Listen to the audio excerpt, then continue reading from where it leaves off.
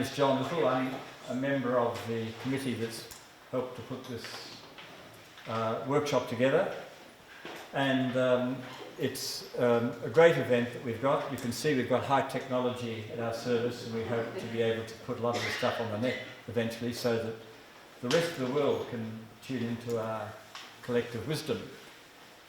This is the 19th Australian Lonergan workshop. The first was held in Riverview in 1979, 40 years ago. So perhaps we've gone across the Jordan and come into the promised land very shortly. Peter Beer set up the Australian Lonergan Centre in 1974 with the blessing of Bernard Lonergan. In 1985, he and Tom Daly set up the Australian Lonergan Workshop Committee and held the second workshop in April of that year at Canisius College. Peter Madden, who will be with us, I don't see him here at the moment, but he'll be with us over the weekend, was one of those who helped to organise that weekend, along with Neil Ormerod and Tom Halloran. Peter Beer sends his apologies for not coming tonight. He is not well enough to travel from Sydney for the weekend. The workshop has been since 1980. He is online. He's online with us now. Welcome, Peter. We've got this new technology. You've joined us. The Australian workshop has been since 1985 a biennial event. This is our 19th workshop. It is a junior cousin, you might say, of the annual 5-day American Lonergan workshop held at Boston College and hosted by Fred Lawrence. This year being the 46th workshop that he will have hosted. We will be beaming Fred in to our workshop tomorrow morning and interacting with him live. This workshop promises to be engaging, practically focused and fruitful, given our theme, how has Lonergan's thought helped you to meet the challenge of our day, and how will it help you in the future? We have 5 keynote speakers and 2 panel presentations and discussions, each of them with 5 presenters. There'll be many opportunities for interaction and group discussion. Tonight we have the 3rd Tom Daly Oration. Sean McNellis, who has done much to get this workshop together, first proposed this event not long after Tom passed away 5 years ago in June 2014, to mark and honour his contribution to the Australian Lonergan movement. Tom was a Jesuit priest, a philosopher and a teacher. He excelled in making Lonergan's thought accessible to all, to 11-year-olds, famously, to graduate students, to seminarians, executives, counsellors, and many others. He never tired of leading year-long reading groups on insight. He used jokes and puzzles to teach one about the mind. He wrote effectively for beginners to get hold of what Lonergan was on about. So tonight we have our oration to be given by Dr. Stephen Ames. Stephen is the chair of our Australian Lonergan Workshop Committee. He is an Anglican priest and canon at St Paul's Cathedral. He lectures at the School of Philosophy at Melbourne University and has a PhD in physics and in the philosophy of science. He has been one of the founders of our Melbourne Lonergan Circle, which has now met monthly for about 16 years. Stephen always brings to these meetings a probing critical mind, a very clear listening and empathic presence, and a jolly, friendly companionship and support of all. I remember well his excellent chairing of a meeting at St Paul's Cathedral between Peter Singer and Brendan Purcell on God's existence. Indeed, Stephen challenges his largely secular multidisciplinary students at Melbourne University to consider deeply, in rational inquiry, God's presence and existence in our world. He's extremely well qualified to take up this topic tonight. How might Lonergan help us in addressing the problem of natural evil? Following his presentation, we'll have a period for short reflection and then an open discussion, and then refreshments and a welcome glass of wine might be served. I ask you now to join with me to welcome Stephen to address us.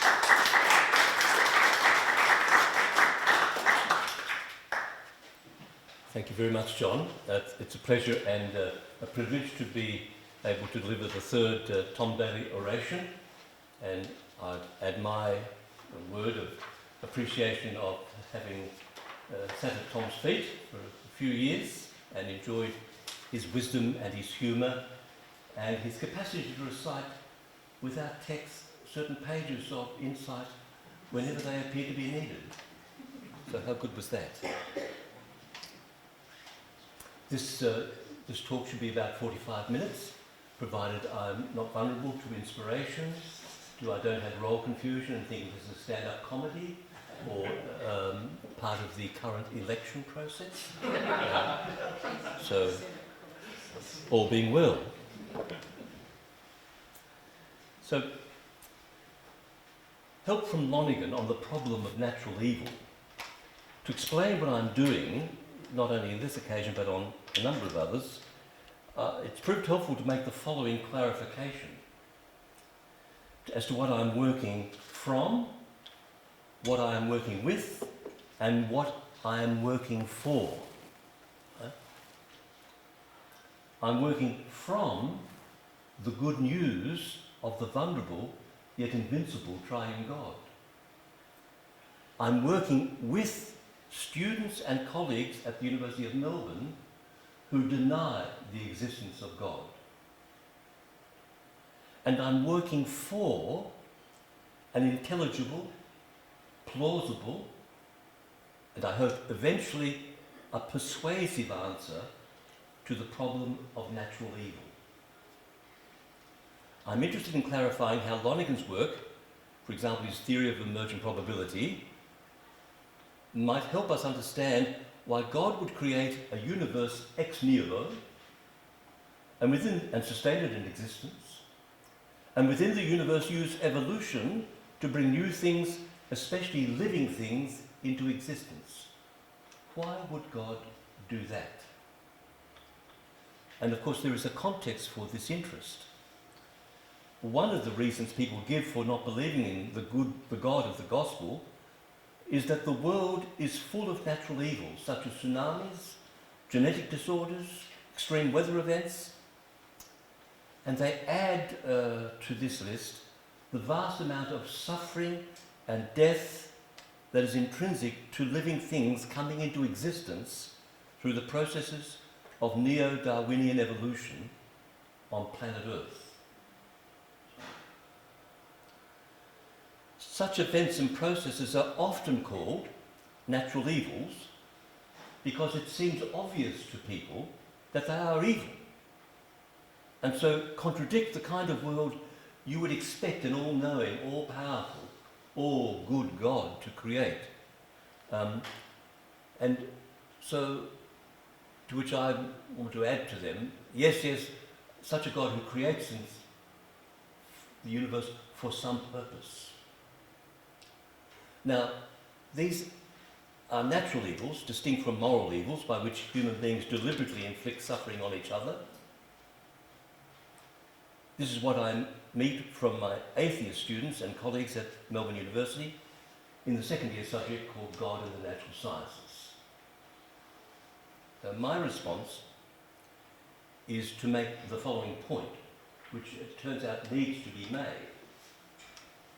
And that is that the claim about natural evil needs to be supported by an argument from this idea of God, from there, to the conclusion as to what kind of world you would expect that God to create. Have to make that argument.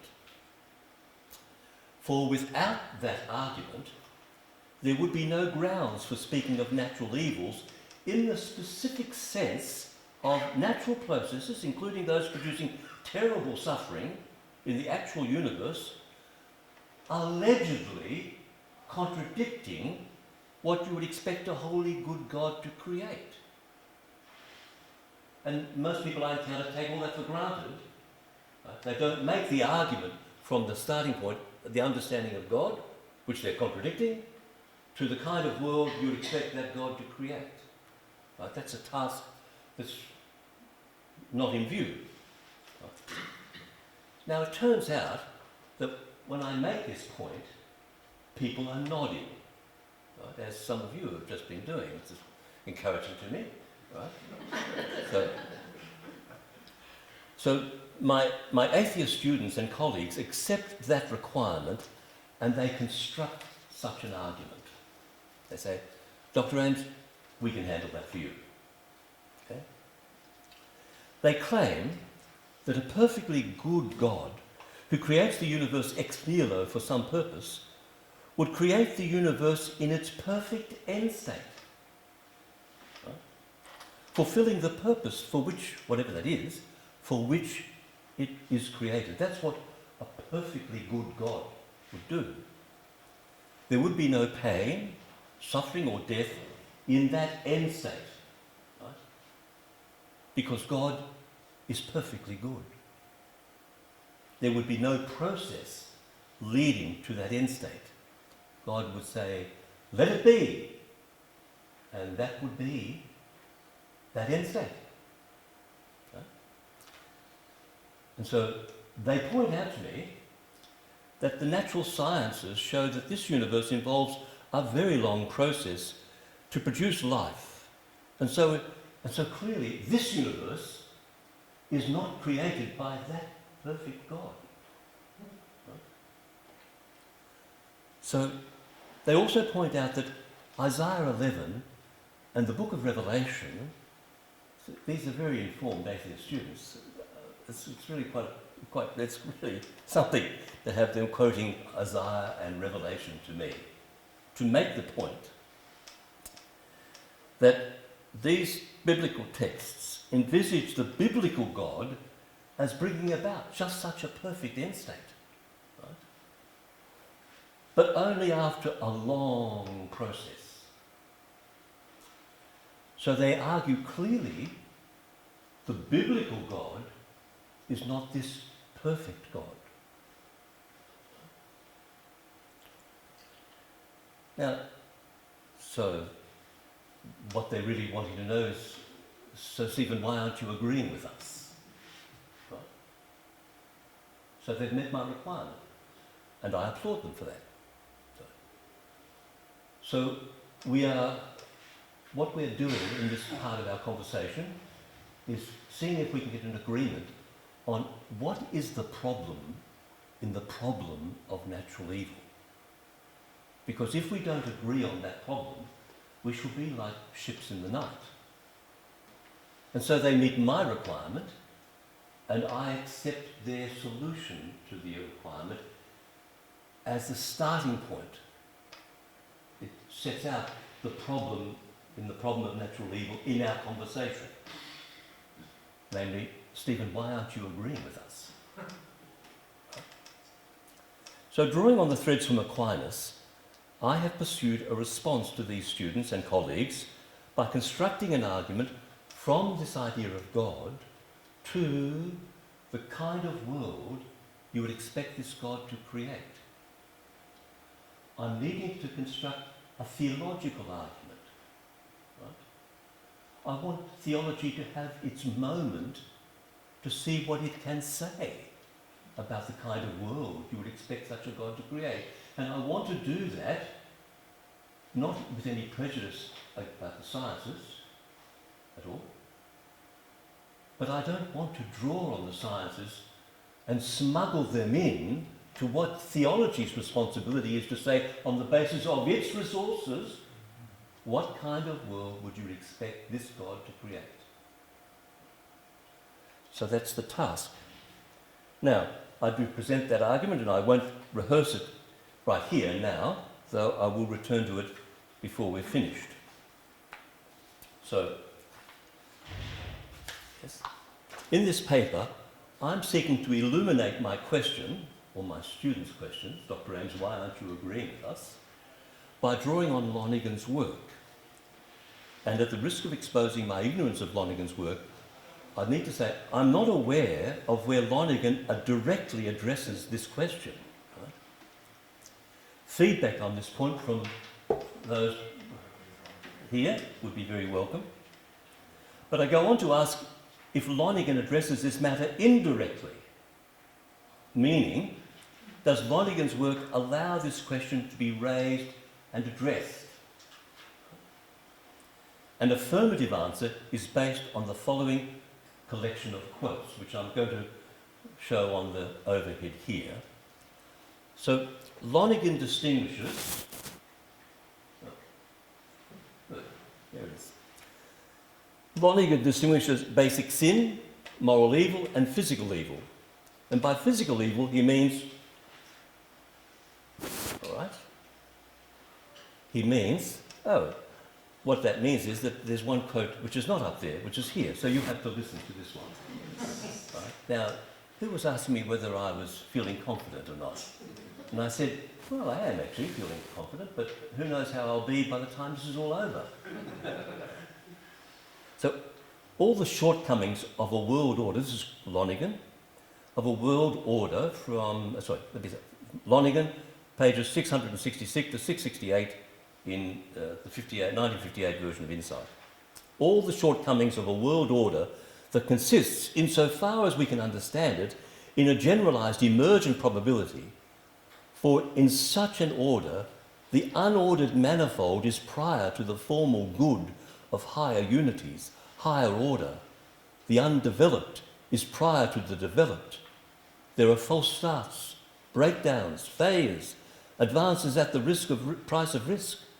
Security is mated with sterility, and the life of man is guided by an intelligence that has to be developed and a willingness that has to be acquired.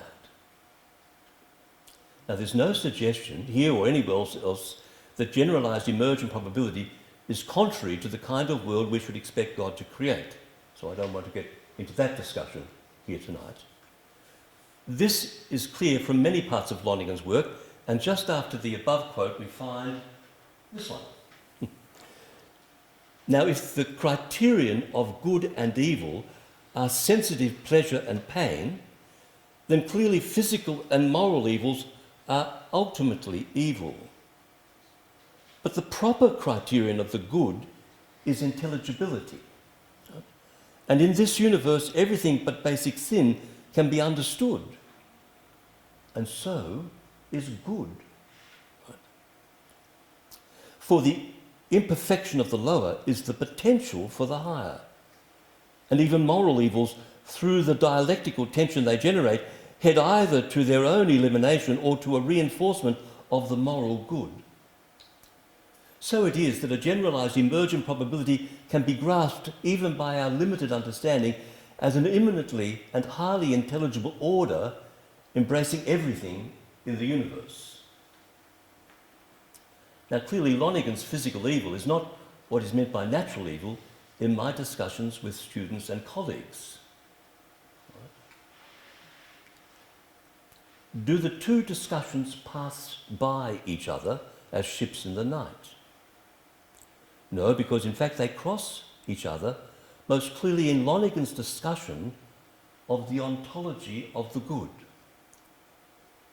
Lonergan aims to show it is possible, and I quote, "It is possible to conceive of the good as identical with the intelligibility that is intrinsic to being."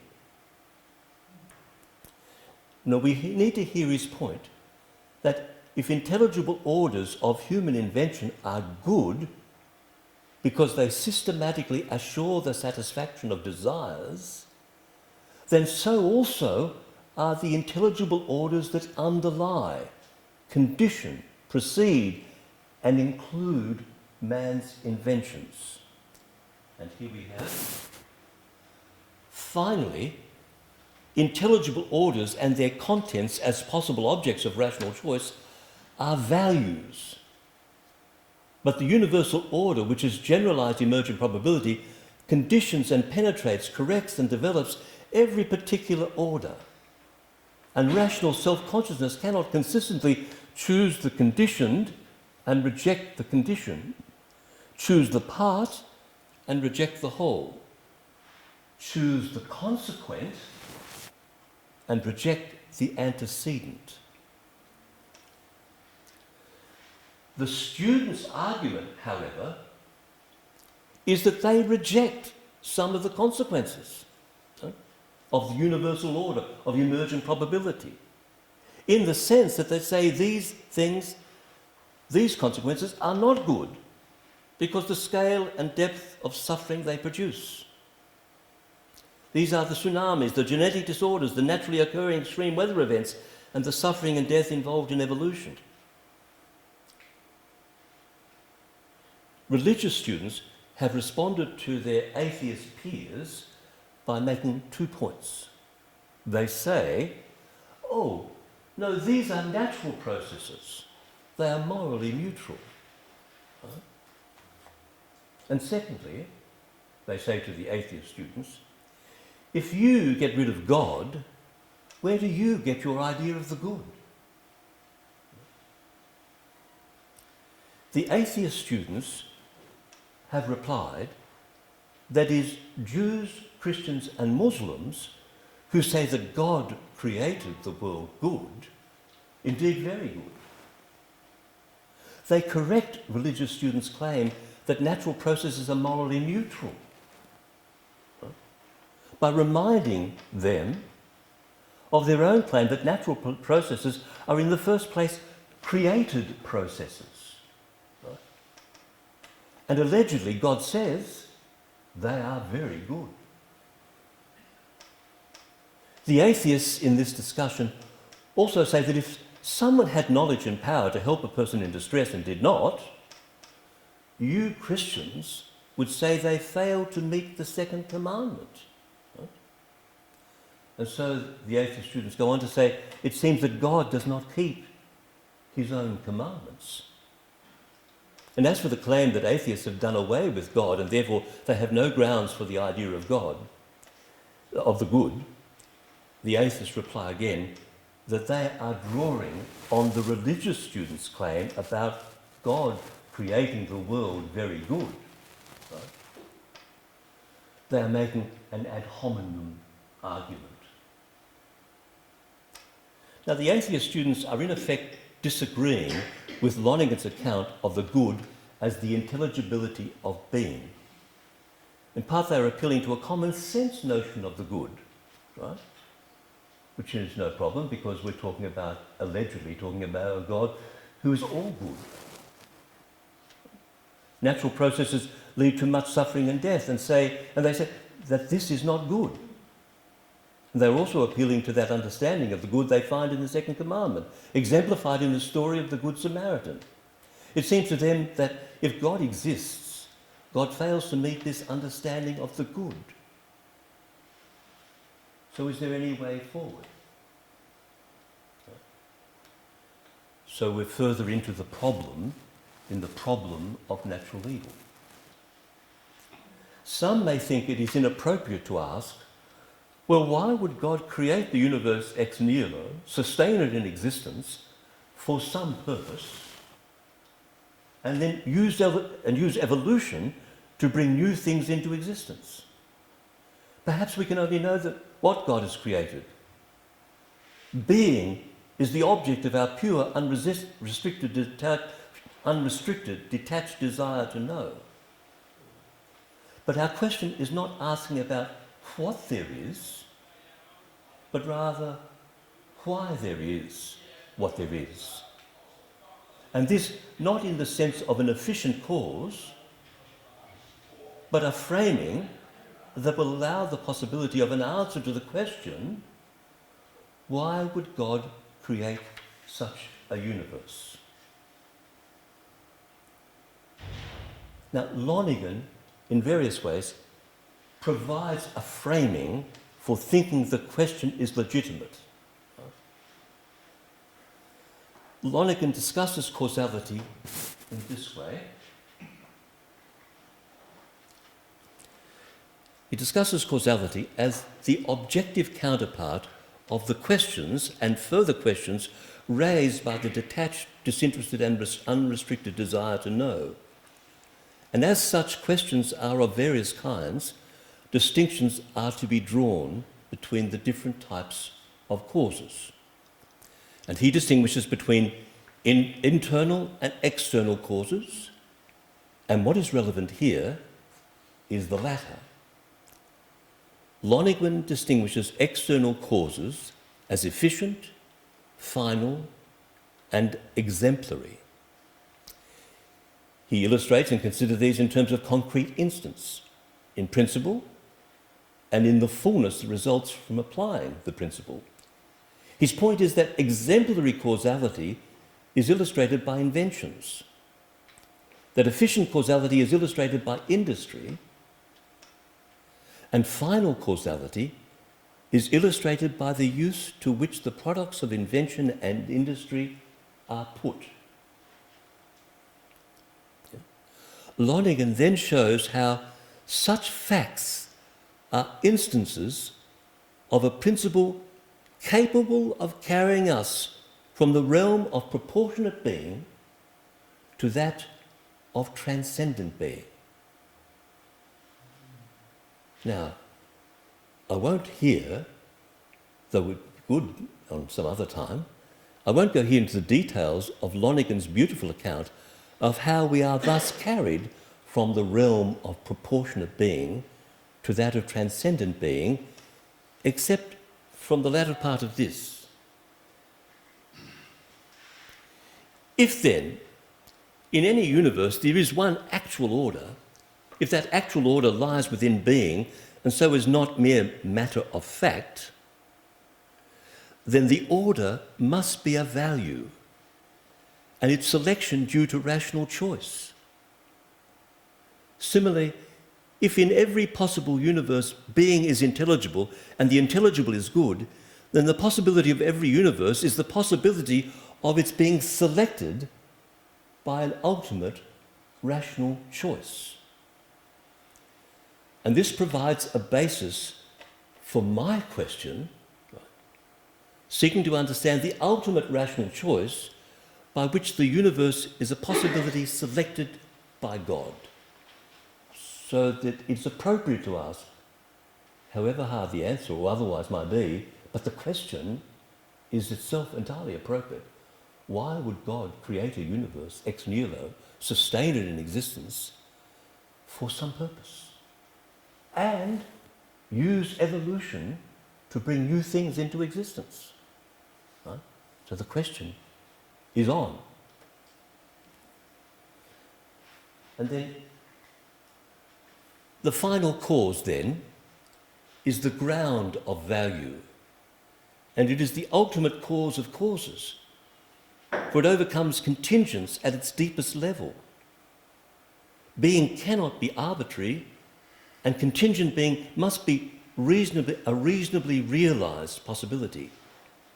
Its possibility is grounded in the exemplary cause, its realisation in the efficient cause, but its reasonableness is in the final cause.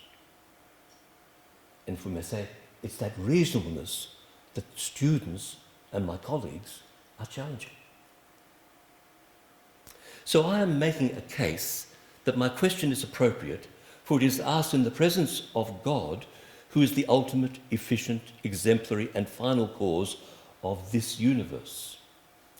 I've already indicated that I don't know where in Lonergan there is a direct answer, but I've indicated where in his work he provides the grounds for thinking that there is an answer from the side of God, right, as the efficient, exemplary and final cause of the universe.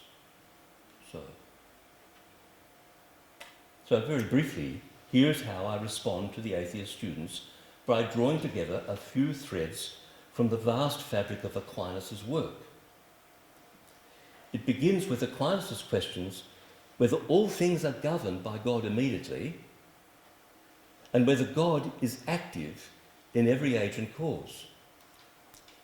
Would God create a universe in which things have their own real powers? Or would God create a universe in which God is the only power at work? It's not the fire that keeps you warm, but God in the fire that keeps you warm, if that were so. Now his answer is that we should prefer, this is Aquinas' answer, is that we should prefer to say that God creates things with their own real powers, that are not only good in themselves, but the cause of good in others. This preference, and many like it, comes from Aquinas' theological argument that in speaking of God as all-knowing, all-powerful, all-good, we are speaking in superlative terms. And this should guide all our speaking of God.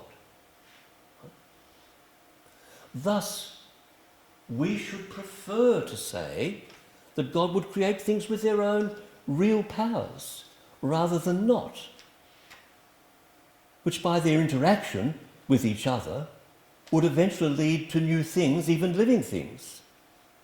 And so we should prefer to say it would be a life-producing universe in which new things are brought into existence.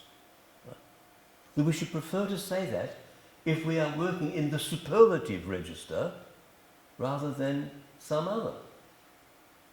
For this is the register in which we are speaking about God as all-powerful, all-knowing, wholly good. On similar reasoning, I should prefer to add that God maximizes these features of creation rather than minimizes them. Therefore, theologically, I would expect that things make other things, and overall, creation makes itself as much as possible. Thus, God grants to creatures a role in God's own creating. Creatures are co-creators, not in the sense that they create ex nihilo, but by the operation of God-given powers, they together bring new things into existence. So we are preferring to think, so we are preferring to say, instruct as we are by Aquinas' fundamental preference. Yeah? And so I say to students, such a life-producing universe expresses what is of value to God, or at least one thing that is of value to God. It is an expression of the superlative excellence of God. Right? Creatures as co-creators are an expression of at least one thing of value to God, right? And therefore of God's superlative excellence. So we should prefer to say that God creates a life-producing universe rather than an inert universe, right? Or a chaotic universe, or a mechanical universe. Right? And it's better because a life-producing universe is better than these other types of universes because it is more like the living God who brings into being what does not exist. So here, I'm pointing to that value rationally chosen by the exemplary cause of the universe, as Lonergan has discussed. Now, there's more to say about this life-producing universe and its ordering for life. Firstly, that this is sufficient to show that students that their theology, that God creates the world in its perfect end state, does not follow necessarily from the idea of God which they're starting from. So here's the idea of God, and they argue for a certain kind of world. But we may ask questions about this God and thinking about this God so that we evoke a completely different sense of the world we should expect that God to create. So, as I say, this is sufficient to undermine the claim that the actual universe described by evolutionary cosmology could not be created by the AAA God, all-powerful, all-knowing, all-good. It is sufficient also to undermine the argument that this universe could not have been created by the biblical God, and the argument also that the biblical God could not be the all-knowing, all-powerful, all-good God assumed by the students. So when we start from the same idea of God, but by asking a variety of questions informed by the tradition, we come to a very different view of the kind of world we should expect that God to create. A second thing I make clear to students is that we have reached this view of the life-producing universe, right, of the kind of universe we should expect God to create by only mentioning but not using any idea of God's purpose in creation. Right? Remember, we're talking about the God who is all-powerful, all-knowing, wholly good, who creates the universe ex nihilo for some purpose. And all that discussion so far has gone on by only mentioning purpose but not using any idea of God's purpose. So, now, as we shall see, though it'll be very brief, as we shall see, this has a significant impact on the kind of universe we should expect such a God to create. What happens to our sense of the kind of universe we should expect God to create if we introduce the idea now of God's purpose? Given the context of my discussion, my aim is to identify God's purpose from the idea of God, again by drawing on Aquinas. Right?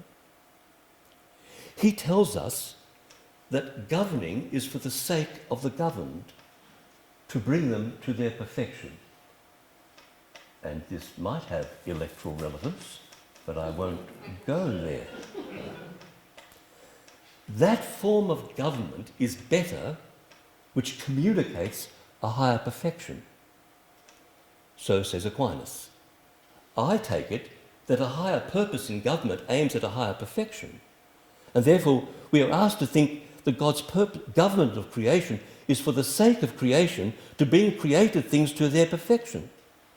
And since a higher purpose brings a higher perfection, what might that higher purpose and perfection be? If God is all good, then we should prefer to say that God would draw the whole creation into a loving and just relationship with God, and that this would be a better purpose than any account of divine purpose that did not include it. So we should prefer to think of this excellence of divine goodness. No greater perfection is possible for created things that did not include this. Now, therefore, we should prefer to ascribe this purpose to God rather than any lesser purpose. God's governance of creation is for this end, and all God's action is ultimately ordered to this one end. And here I want to say, I was once advised in a very kindly way by Father Tom Daly that Aquinas never argued that God must create the best of all possible worlds. But that is why I'm arguing for what is that sense of perfection. Right? Well, whatever God may have in mind, what I should prefer to say, we should prefer to say, I think, is that it would certainly include that God would draw the whole creation into a loving and just relationship with God. For any purpose that did not include it would be a lesser purpose. Thank you, Father Tom. Well, so what does this add to the account of the kind of universe we should expect God to create? I argue that there are at least three substantial notes that we must add, though I won't be adding the three of them tonight. I'll only have time for one to mention it.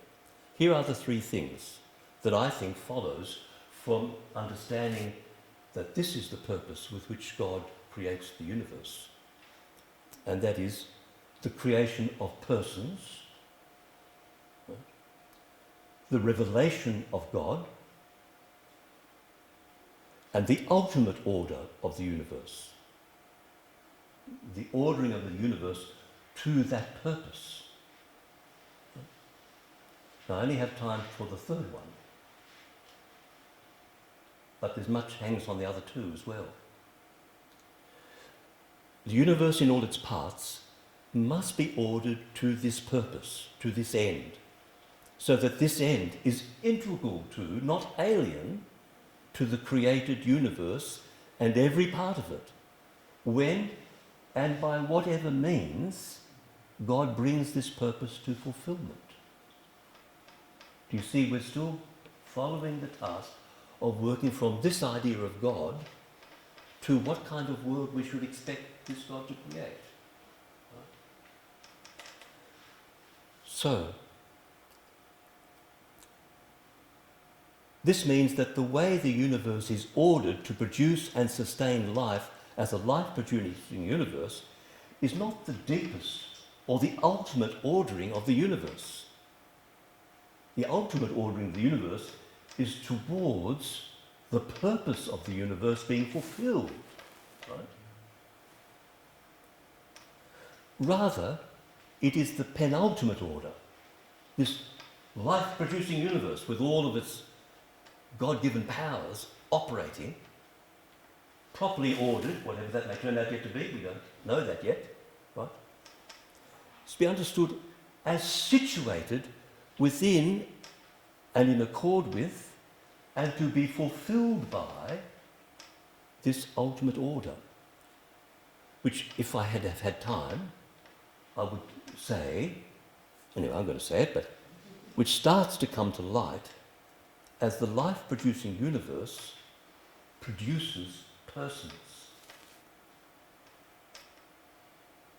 Students sometimes want to know, they say, what would this universe so abstractly presented might look like in actuality, Dr. Ames? Right? And this leads to a surprising answer. And here it is.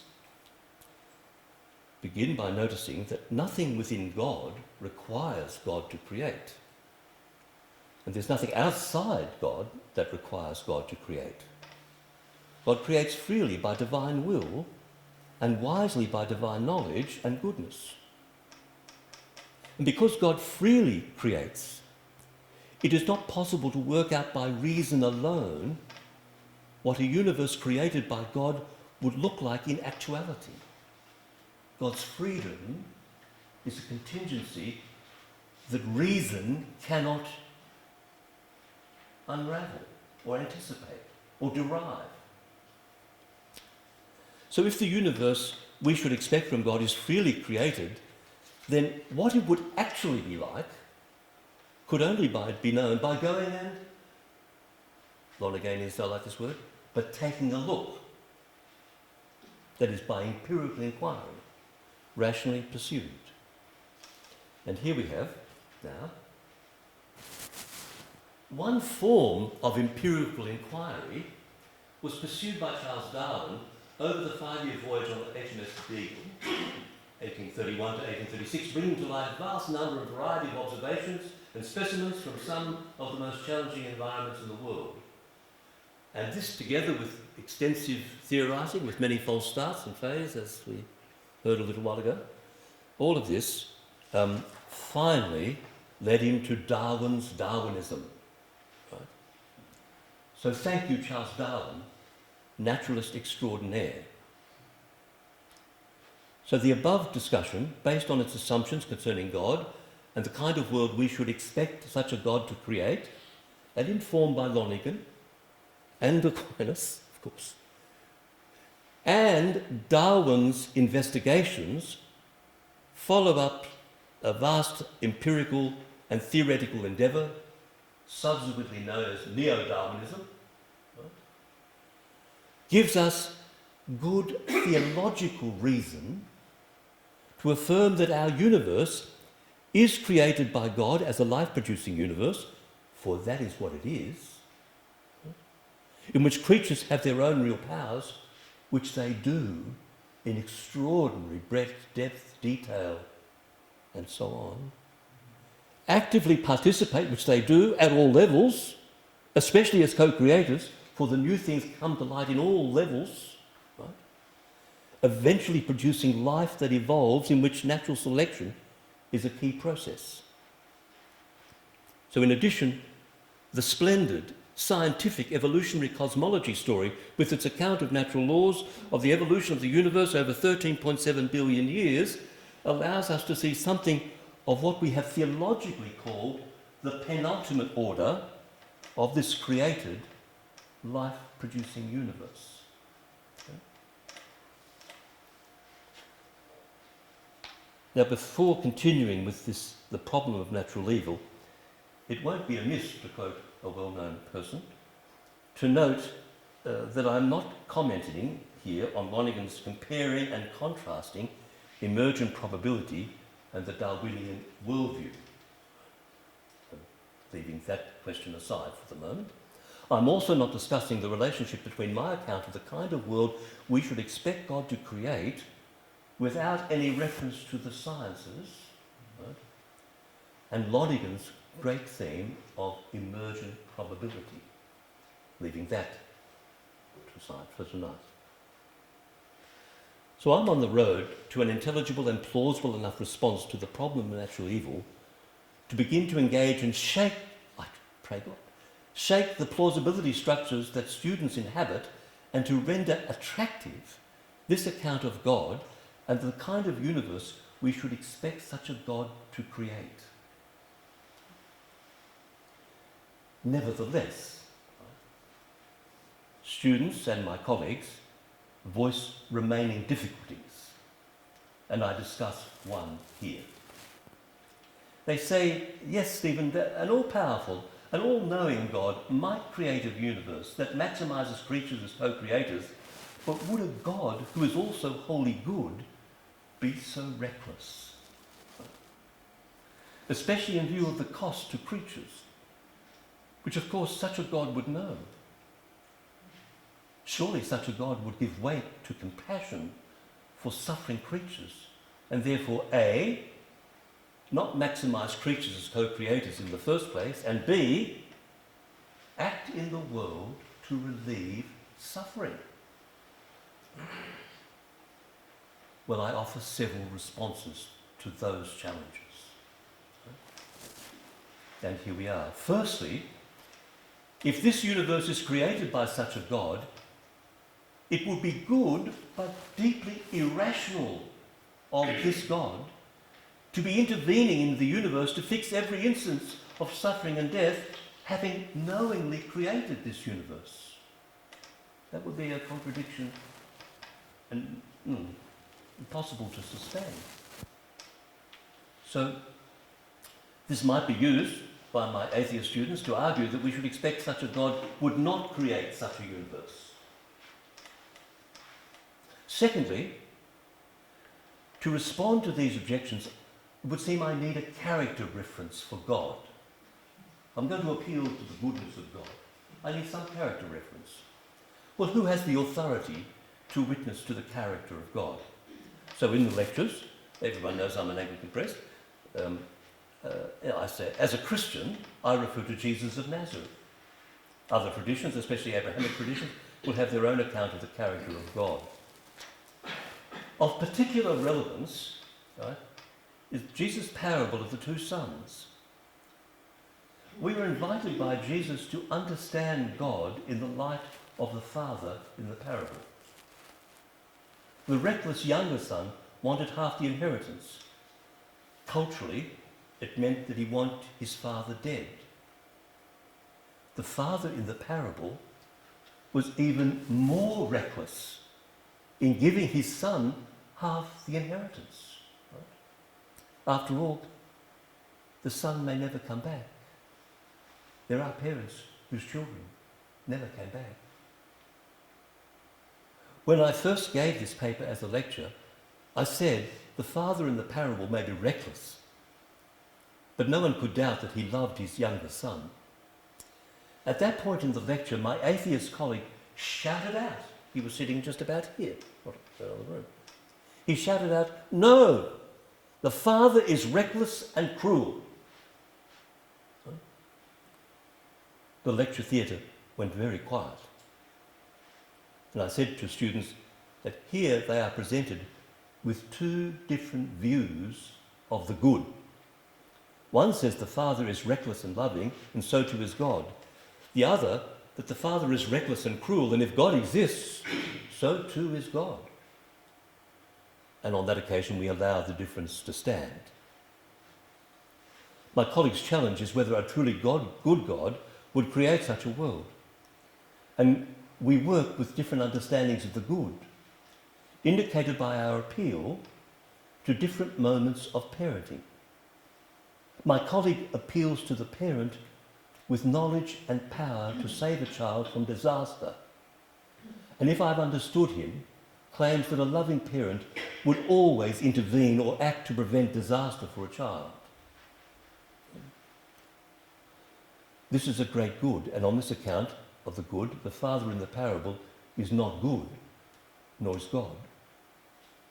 However, the always in his account of the good can and must be challenged, for I appeal to the raising up of children to flourish and then letting them go, hoping for their good, with the risk that ill may befall them. It is a risk all parents know, but this letting go is also a great good, beginning with the cutting of the umbilical cord. On this account of the good, the father in the parable is good, recklessly good, and so too is God. Something of each account of the good maybe show up in the parable. The second by the father letting the younger son go, and the first by seeing his son a long way off and intervening by running to meet him, embracing him, cutting off the son's spiel and commanding ring and robe and celebration. This was a celebration that had to happen because the son who had been dead was now alive, had been lost and now was found, was a good that cried out for recognition. In the lecture, I went on to say that if the parable speaks of God, it supports the idea that this God, the creator of the universe, would be reckless, even foolish, in liberally giving to created things real powers, and therewith, as Aquinas says, the dignity of being co-creators. Indeed, maximising this co-creating in a life-producing universe. And my second response refers to the creation story in Genesis 1, 26-28, and Psalm 8. Here God is no less reckless and loving in the creation of human beings in the image and likeness of God, with personal freedom to exercise their extraordinary God-given power for good, knowing that it could be used for other interests. All the ill use of these powers in causing suffering to other human beings and other forms of life is quantitatively perhaps no less than the suffering produced by evolution. Qualitatively, it is a different, more dreadful kind of suffering, due to it being the outcome of human violence intentionally done to other human beings. Would it be fair to expect those opposing the idea of God giving creatures real powers to be co-creators, displayed in using evolution to bring life into existence, also oppose the idea of God giving human beings such power and freedom to use it? Well, I've never heard anyone extending their objection to God based on natural evil to an objection to human beings being created with such powers and freedom, including their own. To do so would be to argue that God should not have created this kind of universe, including human beings, including anyone raising the objection. I've never heard opposition to the idea of God as creator extended in this way. And how could it be argued that it would have been better for God not to create such a world? On what notion of the good could such a judgment be made? Thirdly, and nearly at the end, according to the gospel story, these created powers are visited upon this God. God submits to these powers as the innocent victim of human violence in all their disorder, in order to limit, transform and overcome their disorder in the life and death of the incarnate Son of God and in his resurrection from the dead. Creatures are co-creators with God, who co-suffers with creatures in the crucifixion of Jesus. And this invites us to think of God co-suffering with all the suffering of sentient creatures. The discussion allows us to identify the biblical God revealed in Christ is the all-knowing, all-powerful, holy, good God who creates the universe ex nihilo, provided we accept the holy good attributed to God includes the reckless love represented by the Father in the parable, and the Creator presented in Genesis and in the suffering divine Son in the crucifixion of Jesus. Now for some, this reckless love is too extreme, too careless of consequences to be identified with love or with the good. Some might press for an account of why God is that extreme. Why is God that reckless? Since the Gospel speaks of the foolishness of God, 1 Corinthians, as we know, in submitting to such violence, it supports the idea that this God would, by love, be so reckless, even foolish, in creation no less than in redemption, in liberally giving to created things real powers, and therewith the dignity of being co-creators. Indeed, maximising this co-creating in a life-producing universe. All this while knowing from the foundation of the world the cost that would follow, especially the cost to God, to bring good out of evil, as Lonergan presents this to us in his Law of the Cross. Imagine this fiction, inspired by the famous story of Abraham speaking with God. There you are, standing with God at the moment God is choosing to create this kind of universe described above, as one of the many possible worlds, right? What would be your advice?